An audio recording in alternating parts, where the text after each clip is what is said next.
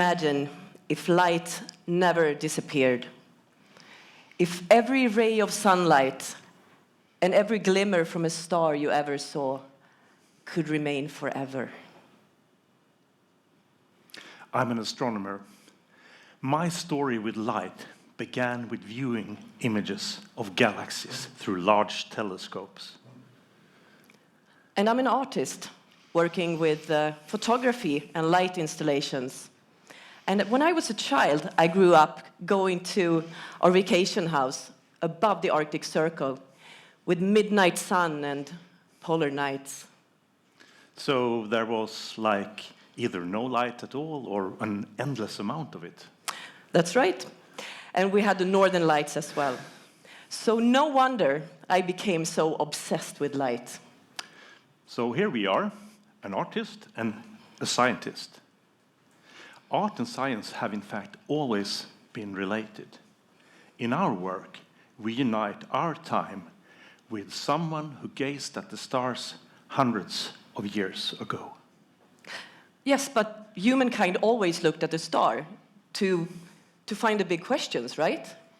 Yes, and in 1609, Galileo was the first to point a telescope towards the sky, and he saw things no one had ever seen before, like moons around Jupiter, the phases of Venus, and even the rings around Saturn. Right, so this was 400 years ago, but how did everything begin? I mean, where did all the stars and planets come from? So, in the beginning, there was light. Yes, but we scientists, we firmly believe that it all started with a big bang. Starting from an initial state of extreme temperature and density, the universe expanded and cooled down, allowing, at some point, stars, galaxies, and eventually planets to form. Okay, but then, what happened after? About 5 billion years ago, our sun and our solar system was formed. And soon thereafter, life began to emerge on Earth. What about humans? When did we arrive? More than 200,000 years ago, Homo sapiens emerged. And some 10,000 generations later, here we are, you and I, chasing light. But why did you begin doing it? We're under the stars again. And about 30 years ago, I bought my first camera and I went to Nepal to work as a volunteer. And I still remember this first night in the village.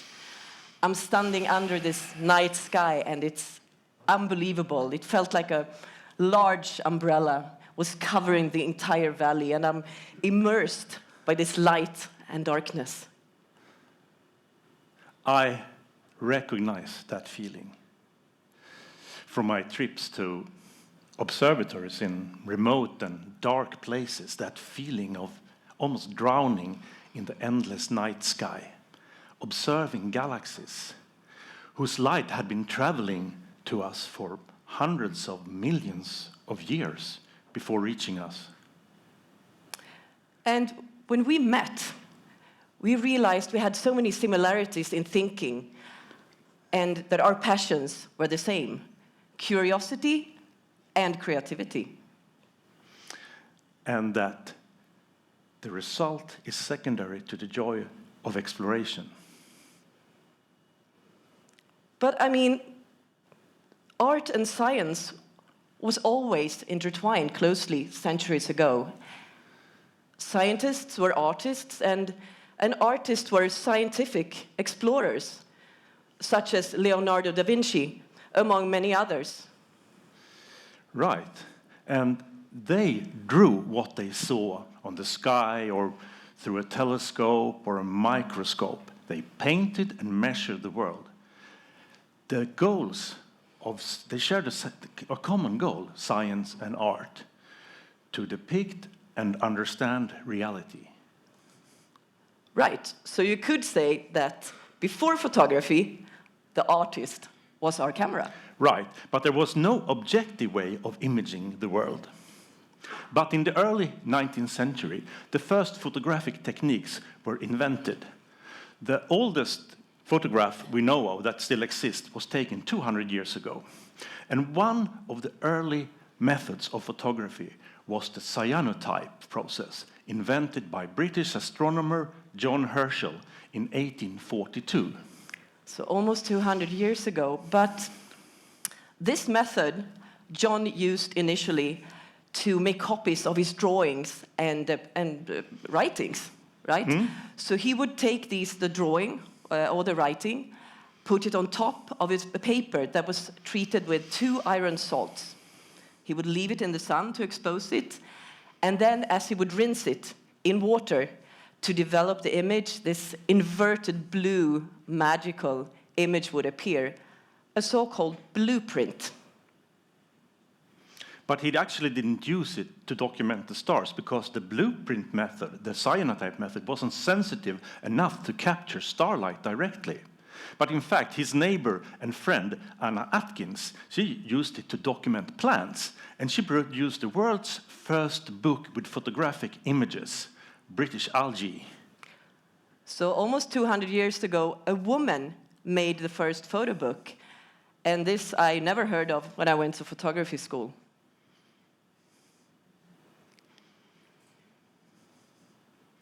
So the photographic techniques developed further, right? They developed. We had the glass negative, and we got the plastic film. And today we use digital sensors to observe what we see.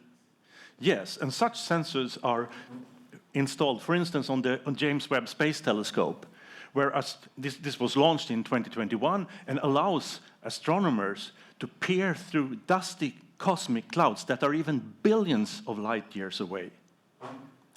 So that was 2021. But 2 years before, in 2019, something really magical happened in history, because that's when science and art met again, and our paths crossed. Yes. And we decided to start a collaboration that we call Ad Lucem, which means to the light or towards the light. And we wanted to explore how we could translate historical and scientific imagery through the very blueprinting of John Herschel. Yes, the method that you were using, and I was studying the nebula, just like John Herschel did. So the cyanotype process is kind of simple. You take 2 iron salts, you mix them with water in a dim room, you apply it to paper, and once the paper is dry, you can place a glass negative on top of it and expose it to light, like sunlight. Yes, in fact, we could use UV lamps. It would be a whole lot easier in a controlled environment, but we choose to use the sun. Because it's not about making a perfect image to us. It's about letting cosmos write it for us. And as it develops and dries, it deepens in color for up to 2 days. So let's look at this one. This is one of Jupiter's moons, Io. That was discovered with Galileo with his telescope. So we are connecting the past with the present. But working outside like we do, that's also a bit challenging, because wind can topple the glass plates, clouds can steal the sunlight, and exposure times keep changing all the time. I mean, sometimes we fail completely, but this unpredictability, that is also reminding us of the true conditions of scientific and artistic exploration. So we work with historical images, such as this glass negative from the Paris archives of the observatory in Meudon, outside of Paris. And this is a Venus transit, the very oldest negative we used so far, from 1882. Yes, and astronomers, they used to observe the Venus transits when Venus was moving across the solar disk. So if you measure this from 2 different locations on Earth, you could calculate the distance to the sun. So this is the Venus transit in 1882, and they occur very rarely. They occur with 2 times with a few years in between, but then you have to wait more than a century until the next one happens. Right. And we just missed one, so there will be a lot of time before the next one. But on this specific negative, we found 2 clear handprints. A wonderful mistake. A human trace on an image of the cosmos. Fantastic. So this was from an expedition to Patagonia in 1882. So here we have another example. The total solar eclipse in Sollefteå, Sweden, in 1914. The Royal Swedish Academy had built this 18-meter-long camera to record 3 huge glass negatives during the few minutes that the eclipse lasted. And there were even people working inside of the camera, right? Yes, inside here. They were sort of the mechanism of the camera. But World War I had just broken out, and there were more pressing matters to attend to. So these negatives were largely forgotten. But we brought them back by exposing them to the same light source that once created them, the sun. So, we use images from modern telescopes as well. And when you make a cyanotype, you need a negative the same size as the image. And this means that when you make a large image, the negative is very large as well. So here we have the biggest one so far, which is about 1 by 1.5 meters, right? Mm-hmm. And it weighs about 20 kilos. So when we rinse this image, we need to use an inflatable pool to develop it. That's kind of fun, isn't it? Yeah, that's fun. And here we have the result.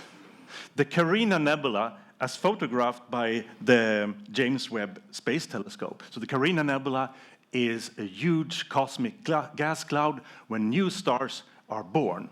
So in our hands, this light that was emitted more than 7,000 years ago, before there was any civilization on Earth, becomes a stormy blue sea with shores and waves. And this is our tribute to John Herschel and to the scientists and the photographers before us, and to the story of the universe itself. So what would John Herschel have thought of our images? He didn't know that nebula were like stellar nurseries or exploded stars or even distant galaxies. No, but he did know, as we do, that light connects us, and that curiosity is universal, and light connects us through space and time. So today, we take photography for granted, but it's still magic. Taking a moment from the past and allowing it to live on into the future. So now we leave you with one big question. What light from your own past would you choose to preserve forever? Thank you. Thank you.